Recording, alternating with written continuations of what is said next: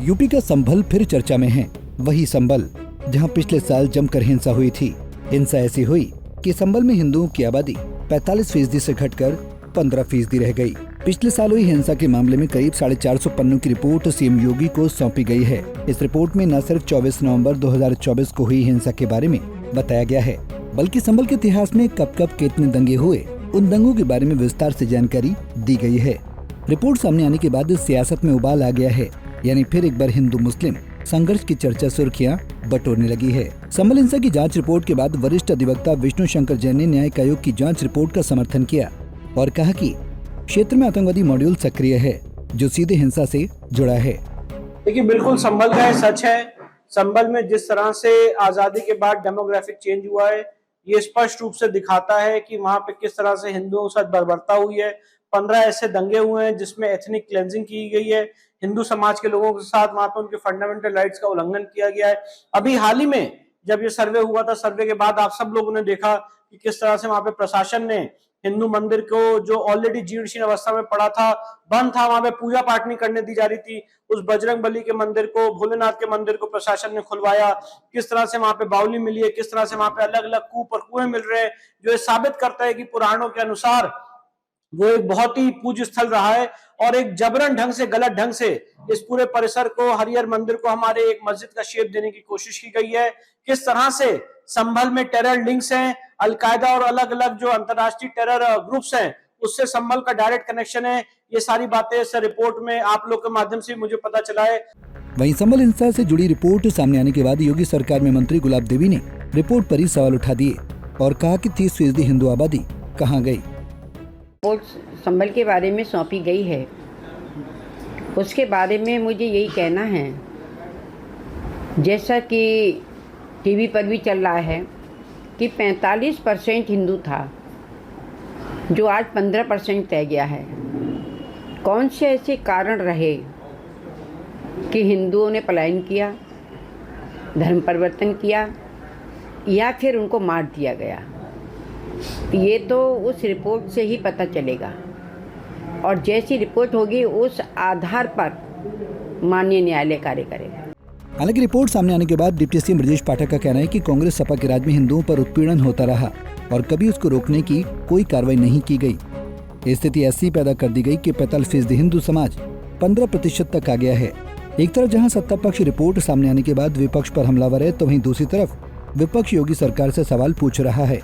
मैनपुरी से सपा सांसद डिंपल यादव का कहना है कि सरकार मुद्दे से ध्यान भटकाने के लिए ऐसी रिपोर्ट लेकर आती है।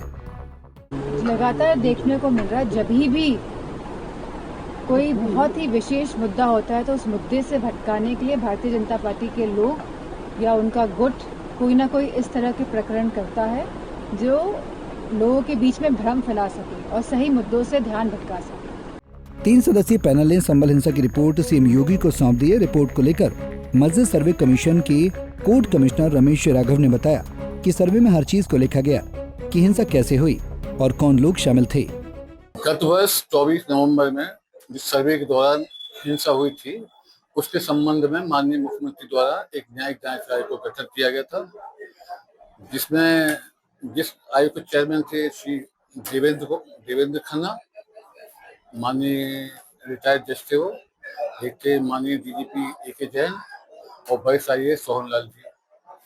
उन्होंने 24 नवंबर की हिंसा से संबंधित वहाँ इन्वेस्टिगेशन किया मौके पर जाकर, और जो भी उससे संबंध में जांच में ये दंगा कैसे हुआ, सर्वे में ये व्यवधान पैदा करने के लिए किन लोगों ने व्यवधान पैदा किया, घटना किस तरीके से हुई, किन लोगों द्वारा टाइप की गई, क्या क्या उस पर तथ्य पाए गए थे, क्या ये विस्तृत रिपोर्ट उन्होंने लिखा हुआ उसमें।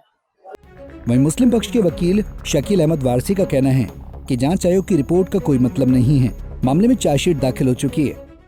ये जांच आयोग ने जो रिपोर्ट भेजी है वो अपने व्यू से हमने भेज दी। जब मुसलमान के खिलाफ चार्जशीट ही लग गई तो जांच आयोग की रिपोर्ट की कोई जरूरत नहीं रह जाती है। आगे क्या उम्मीद है आपको, क्या जांच में उन्होंने क्या पाया, क्या देखा, ये तो नहीं मालूम है, और जांच रिपोर्ट अभी हमने उसका अवलोकन भी नहीं किया है। अवलोकन करें तब पता चलेगा उन्होंने क्या क्या किन मुद्दों पर अपनी रिपोर्ट दी है। जांच रिपोर्ट आने के बाद में ही कोई आगे जांच रिपोर्ट जो है कोई फाइनल ऑर्डर नहीं है, कोर्ट का कोई ऑर्डर नहीं है, उनका अपना पर्सनल व्यू है। कोर्ट अपने हिसाब से काम करेगी। जांच आयोग ने रिपोर्ट दे दी, उस पर प्रशासन या एडमिनिस्ट्रेशन जो सोचता है वो अपने काम करेंगे। क्या उम्मीद है फिर बात की? किस बात की? आगे की जांच रिपोर्ट की जो भी आता है जांच रिपोर्ट जो मैंने बताया कोई फाइनल आदेश नहीं है और उस ब्याह पर कोई कार्रवाई नहीं की जा सकती किसी के खिलाफ। वर्तमान में संभल में लगभग 80% मुस्लिम और 20% हिंदू रहते हैं। यहाँ 1947, 1948, 1953, 1958, 1962, 1976, 1978, 1980, 1990, 1992, 1995, 2001 और 2019 में दंगे हुए।